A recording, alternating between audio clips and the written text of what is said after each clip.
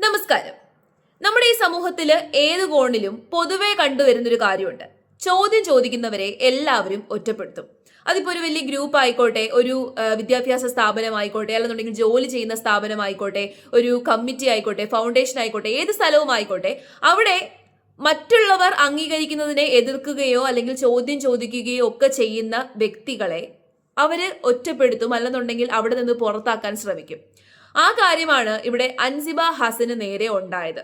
അൻസിബ ഹസൻ പല കാര്യങ്ങളെയും ചോദ്യം ചെയ്തു. അവിടെ നടക്കുന്ന പല വൃത്തികേടുകളെയും അവർ ചോദ്യം ചെയ്തതോട് കൂടിയിട്ട് എങ്ങനെയെങ്കിലും പരദൂഷണം പറഞ്ഞ്, അല്ലെന്നുണ്ടെങ്കിൽ അൻസിബയ്ക്കെതിരെ വ്യാജമായിട്ടുള്ള കാര്യങ്ങൾ സൃഷ്ടിച്ച് അൻസിബയെ അവിടെ നിന്ന് പുറത്താക്കണം എന്നുള്ള ലക്ഷ്യത്തോടു കൂട്ട് ചില ആൾക്കാർ പ്രവർത്തിച്ചു.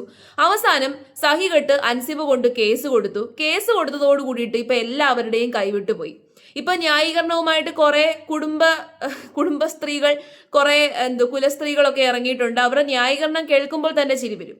ഇതിനകത്ത് ഏറ്റവും കൂടുതൽ അൻസിബ പരാതിപ്പെട്ടേക്കുന്നത് രണ്ട് വ്യക്തികൾക്കെതിരെയാണ്. അതായത് ഒന്ന് ലക്ഷ്മിപ്രിയക്കെതിരെ, രണ്ട് ടിനി ടോം എന്ന് പറയുന്ന പുരുഷനെതിരെ. ഇപ്പൊ ലക്ഷ്മിപ്രിയക്കെതിരെയാണ് കൂടുതലായിട്ടുള്ള ഒരു പരാതി വന്നേക്കുന്നത്. അതായത് അൻസിബയ്ക്കെതിരെ വ്യാജ പരാതി കൊണ്ടുപോയി കൊടുക്കുന്നു, എന്നിട്ട് വനിതാ SIയെയും കൊണ്ട് അൻസിബയെ വിളിച്ച് സ്റ്റേഷനിൽ ഇരുത്തുന്നു. 3 മണിക്കൂറോളമാണ് ആ പെൺകുട്ടിയെ സ്റ്റേഷനിൽ വിളിച്ചിരുത്തിയത്. അൻസിബ അവിടെ ഇരുന്ന് 1 മണിക്കൂറോളം കഴിഞ്ഞിട്ടാണ് ലക്ഷ്മിപ്രിയ സ്റ്റേഷനിൽ എത്തുന്നത്. അങ്ങനെ മാനസികമായിട്ടും പല രീതിയിലുള്ള വ്യാജ പ്രചാരണങ്ങൾ നടത്തിയുമൊക്കെ ഒരു സ്ത്രീയെ ഒറ്റപ്പെടുത്തി. ആ സംഘടനയിൽ നിന്ന് ഒറ്റപ്പെടുത്തിയത് കൊണ്ടാണ് അൻസിബ എന്ത് ചെയ്തത്? രാജിവെച്ചത്. അൻസിബ പുറത്തു പറഞ്ഞ കാര്യങ്ങളൊക്കെ തന്നെ വലിയ രീതിയിൽ വെളിയിലേക്ക് വന്നു കഴിഞ്ഞാൽ ആ സംഘടനയിലുള്ള പല ആൾക്കാർക്കും പണി കിട്ടും. അങ്ങനെ പണി കിട്ടാതിരിക്കാൻ വേണ്ടിയിട്ട് ഇപ്പോഴും അൻസിബയ്ക്കെതിരെ കുറെ വ്യാജ പ്രചാരണങ്ങളൊക്കെ നടത്തുന്നുണ്ട്. അപ്പൊ ഏതായാലും ഈ ഫസ്റ്റ് പറഞ്ഞ വ്യക്തി ലക്ഷ്മിപ്രിയ ഇപ്പൊ കുറെ ന്യായീകരണങ്ങളുമായിട്ടൊക്കെ രംഗത്ത് വന്നിട്ടുണ്ട്. ലക്ഷ്മിപ്രിയയുടെ ന്യായീകരണങ്ങൾ നമുക്കൊന്ന് കേട്ടിട്ട് വരാം. എൻ്റെ പിന്നിൽ ആരുമില്ല, എനിക്ക് പ്രത്യേകമായൊരു അജണ്ടയുമില്ല, എനിക്ക് ഇപ്പോഴും അൻസിബ ഹസൻ എന്ന് പറയുന്ന വ്യക്തിയോട് യാതൊരു വിധത്തിലുള്ള വ്യക്തി വൈരാഗ്യങ്ങളുമില്ല. അതിൻ്റെ കാരണം ഡിസംബർ 10-ാം തീയതി ഇങ്ങനൊരു മെസ്സേജ് അയച്ചിട്ട് പോലും ഡിസംബർ 14-ാം തീയതി തിരുവനന്തപുരത്ത് ഞാൻ ആ മോളെ കണ്ട സമയത്ത് ആ മോൾക്ക് ഞാൻ വാങ്ങിച്ചു വെച്ചിരുന്ന ഗിഫ്റ്റ് വരെ കൊണ്ടു കൊടുത്തിട്ടുണ്ട്. അപ്പോഴും ഞാൻ ഇതിൻ്റെ കാര്യം ചോദിക്കുന്നു, മോൻ എന്താ അങ്ങനെ ഒരു മെസ്സേജ് അയച്ചത്, അതിൻ്റെ മറുപടി പറയൂ എന്ന് ഞാൻ പറയുന്നുണ്ട്. അപ്പോൾ എൻ്റെ റൂമിലേക്ക് വന്ന് പറയാമെന്ന് പറഞ്ഞിട്ടില്ല. പല അവസരങ്ങളിലും ഞാനത് ചോദിച്ചതിന് മറുപടി പറഞ്ഞിട്ടില്ല. അപ്പോൾ എനിക്ക് ഇപ്പോഴും അതിനു മുൻപും അതിനുശേഷം ഒക്കെയുള്ള ചാറ്റ് കണ്ടാൽ തന്നെ നിങ്ങൾക്ക് മനസ്സിലാവും എന്നോട് വ്യക്തിവൈരാഗ്യം ഉണ്ടാകേണ്ട വിധത്തിൽ ആ കുട്ടിയോ ഞാനോ അങ്ങോട്ടും ഇങ്ങോട്ടും പെരുമാറിയിട്ടില്ല. അതായത് ഇങ്ങനൊരു മെസ്സേജ് അയച്ചത് എന്നെ ഒരുപാട് ഹേർട്ട് ചെയ്തു, എനിക്ക് ഒരുപാട് ബുദ്ധിമുട്ടുകൾ ഉണ്ടായി. അതോ ചേച്ചിയുടെ വാക്കുകളിലൊക്കെ അൻസിബ മോളോടുള്ള സ്നേഹം അങ്ങ് ഒലിച്ചിറങ്ങുകയാണ്. ചേച്ചിക്ക് അൻസിബ മോളോട് പേഴ്സണലി ഒരു പ്രശ്നവും ഇല്ല. അൻസിബ അങ്ങോട്ടും ഒരു തെറ്റ് ചെയ്തില്ല, പുള്ളിക്കാരി അൻസിബയ്ക്കും ഒരു തെറ്റും ചെയ്തില്ലെന്നാണ് പറയുന്നത്. അൻസിബ അങ്ങനെ ഒരു തെറ്റും ചെയ്തില്ല എന്നുണ്ടെങ്കിൽ എന്തിനാണ് ലക്ഷ്മി ചേച്ചി താങ്കൾ അൻസിബ മോൾക്കെതിരെ കൊണ്ടുപോയി പരാതി കൊടുത്തത്? എന്നിട്ട് അവിടെയുള്ള പോലീസുകാരികളെ സ്വാധീനിച്ച് എന്തിനാണ് അൻസിബയെ 3 മണിക്കൂറോളം പോലീസ് സ്റ്റേഷനിൽ കൊണ്ടിരുത്തിയത്? അപ്പം മെന്റലി ഒരു സ്ത്രീയെ, അതായത് യാതൊരു രീതിയിലുള്ള മുൻകൂട്ടി ഒരു രീതിയിലുള്ള നോട്ടീസും ഒന്നും കൊടുക്കാതെ ഒരു സ്ത്രീയെ പോലീസ് സ്റ്റേഷനിൽ വിളിച്ചു വരുത്തുന്നു, അവിടെ ഇരുത്തുന്നു, 3 മണിക്കൂറോളം അവിടെ ഇരുത്തിയിട്ട് മെന്റലി ടോർച്ചർ ചെയ്യുന്നു. അതൊക്കെ എന്തിനാണ് ചെയ്തത്? പറഞ്ഞ പോലെ ജീവിതത്തിൽ അതൊന്നും നടക്കില്ല.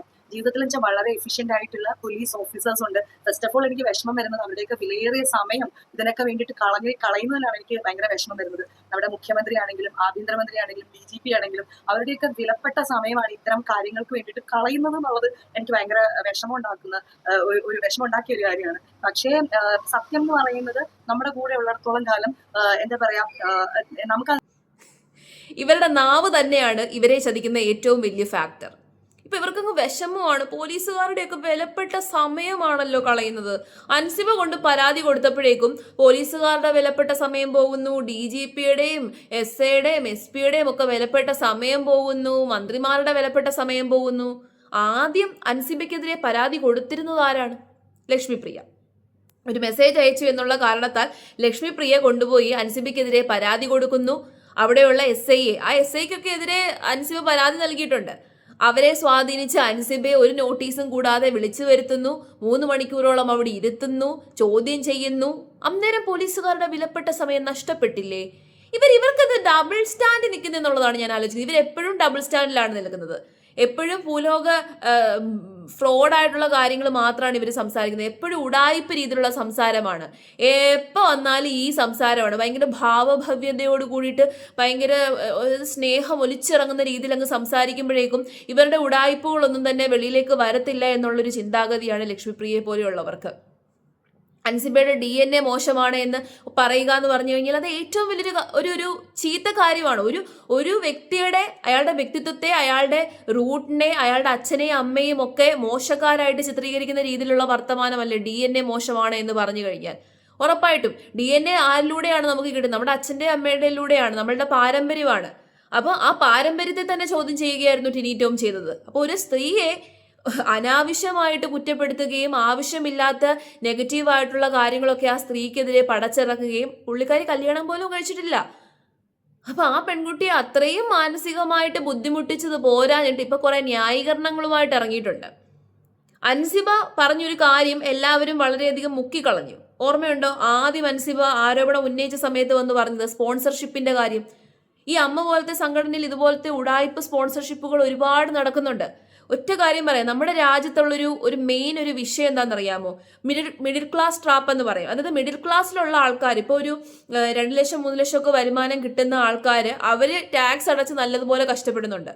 പക്ഷേ റിച്ചസ്റ്റ് ആയിട്ടുള്ള ആൾക്കാരുണ്ടല്ലോ, നമ്മുടെ രാജ്യത്തെ റിച്ചസ്റ്റ് ആയിട്ടുള്ള ആൾക്കാർ, അവർ ശരിക്കും പറഞ്ഞു കഴിഞ്ഞാൽ ടാക്സ് ഒന്നും അധികം അടയ്ക്കുന്നില്ല.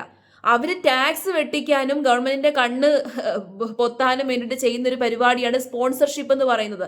ഡൊണേഷൻ, സ്പോൺസർഷിപ്പ്, ഇത്തരത്തിലുള്ള ഉടായ്പ പരിപാടികളിലൂടെ ഇവരൊക്കെ തന്നെ നല്ല രീതിയിൽ ടാക്സ് വെട്ടിക്കുന്നുണ്ട്. കാരണം കോടിക്കണക്കിന് രൂപ വരുമാനമുള്ളവർ എത്ര രൂപ ടാക്സ് അടയ്ക്കേണ്ടി വരും. അപ്പൊ ഈ ടാക്സ് അടയ്ക്കാതിരിക്കാൻ വേണ്ടിയിട്ട് ഇവരൊക്കെ കാണിക്കുന്ന ഉടായിപ്പാണ് ഈ സ്പോൺസർഷിപ്പ് എന്ന് പറഞ്ഞു കഴിഞ്ഞാൽ. ഇതുപോലുള്ള സംഘടനകളെ തിരഞ്ഞെടുക്കും, ഇതുപോലത്തെ ഫൗണ്ടേഷനുകളെ തിരഞ്ഞെടുക്കും, എന്നിട്ട് അവിടെയൊക്കെ ഇത്ര ലക്ഷം രൂപ കൊടുക്കുന്നു എന്നുള്ള രീതിയിൽ രേഖകൾ ഉണ്ടാക്കും. കൊടുക്കുന്നത് വളരെ കുറച്ച് തുകയായിരിക്കും. ഈ കൊടുക്കുന്ന തുകയുടെ 10%, 20% അല്ലെങ്കിൽ 100% ഒക്കെ ആയിട്ട് രേഖകൾ ഉണ്ടാക്കിയിട്ട് ഇവരൊക്കെ ടാക്സ് വെട്ടിക്കും. അതാണ് ഞാൻ പറഞ്ഞത്, ഈ നാട്ടിൽ, നമ്മുടെ നാട്ടിൽ റിച്ചസ്റ്റ് ആയിട്ടുള്ള ആൾക്കാർക്ക് ടാക്സ് വെട്ടിക്കാൻ ഒരുപാട് മാർഗങ്ങളുണ്ട്. അതിലൊരെണ്ണമാണ് ഈ സ്പോൺസർഷിപ്പ്. അപ്പോൾ ആ ഒരു കാര്യത്തെ പറ്റിയിട്ട് അൻസിബ മെൻഷൻ ചെയ്തിരുന്നു, അതിനെ പറ്റിയിട്ട് അൻസിബ ചോദ്യം ചെയ്തിരുന്നു. അങ്ങനെ ചോദ്യം ചെയ്തത് കൊണ്ടാണ് അൻസിബയ്ക്കെതിരെ ഇങ്ങനെ വലിയൊരു ഇത് വന്നത്. അപ്പോൾ ഇത്തരം ഒരുപാട് ഉടായിപ്പുകൾ ഇതിൻ്റെയൊക്കെ പിന്നാലെ നടക്കുന്നുണ്ട്. നമ്മൾ കാണുമ്പോൾ സിനിമയുടെ പിന്നിൽ പ്രവർത്തിക്കുന്ന ആൾക്കാർ, നടന്മാർ, അല്ലെന്നുണ്ടെങ്കിൽ പ്രൊഡ്യൂസർ, ഡയറക്ടർ, ഇതൊന്നും അല്ല, ഇത് മാത്രമല്ല സിനിമാ മേഖലയിൽ നടക്കുന്നത്. ഇതിൻ്റെയൊക്കെ ബാക്ക്ഗ്രൗണ്ടിൽ ഒരുപാട് മാഫിയകൾ പ്രവർത്തിക്കുന്നുണ്ട്, ഇതിൻ്റെയൊക്കെ ബാക്ക്ഗ്രൗണ്ടിൽ ഒത്തിരി ആൾക്കാർ പ്രവർത്തിക്കുന്നുണ്ട്. ഇനിയിപ്പോൾ അൻസിബയുടെ ജീവന് തന്നെ ആപത്താണ്. കാരണം ആ പെൺകുട്ടി ഒറ്റയ്ക്കാണ് ഫൈറ്റ് ചെയ്യുന്നത്. 1-2 ആൾക്കാർ ആ പെൺകുട്ടിക്ക് സപ്പോർട്ട് അറിയിച്ച് വന്നിട്ടുണ്ട് എന്ന് പറഞ്ഞു കഴിഞ്ഞാലും അവരും കുറച്ച് കഴിയുമ്പോൾ അങ്ങ് മാറും. കാരണം എല്ലാവരും അവരവരുടെ നിലനിൽപ്പാണല്ലോ നോക്കുന്നത്. ഇപ്പൊ നിലനിൽപ്പില്ലാതായത് അൻസിബയ്ക്കാണ്. നിങ്ങൾ തന്നെ ഒന്ന് ആലോചിച്ച് നോക്കി, ഇത്രയും വലിയ സംഘടനയ്ക്കെതിരെ, ഇത്രയും വലിയ ആൾക്കാർക്കെതിരെ അൻസിബ എന്ന് പറയുന്ന ഒരു പെൺകുട്ടി ഒറ്റയ്ക്ക് ഫൈറ്റ് ചെയ്യാൻ ഇറങ്ങിയിട്ടുണ്ടെന്നുണ്ടെങ്കിൽ അതിൽ നിന്ന് അൻസിബയ്ക്ക് യാതൊരു രീതിയിലുള്ള നേട്ടവുമില്ല. എന്ത് നേട്ടമാണ് കിട്ടാനുള്ളത്? പണത്തിന്റെ നേട്ടമുണ്ടോ? ഇല്ല. പ്രശസ്തിയുടെ നേട്ടമുണ്ടോ? ഇല്ല. അതുമാത്രമല്ല, ഭാവിയിൽ അവർക്ക് വരാനിരിക്കുന്ന ഓപ്പർച്യൂണിറ്റീസ് പോലും ഇല്ലാതെയാകും. അപ്പൊ അത്രയും അടുത്തിട്ടായിരിക്കണമല്ലോ.